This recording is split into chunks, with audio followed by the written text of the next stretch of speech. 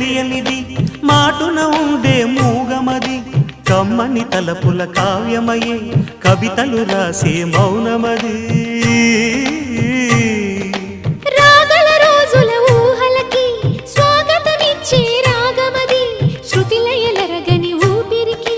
స్వరములు కూర్చే గానమది ఋతువుల రంగులు మార్చేది కల్పన కలిగిన మది భావం బ్రతుకును పాటగా మలిచేది మనసున కదిలిన మృదునాదం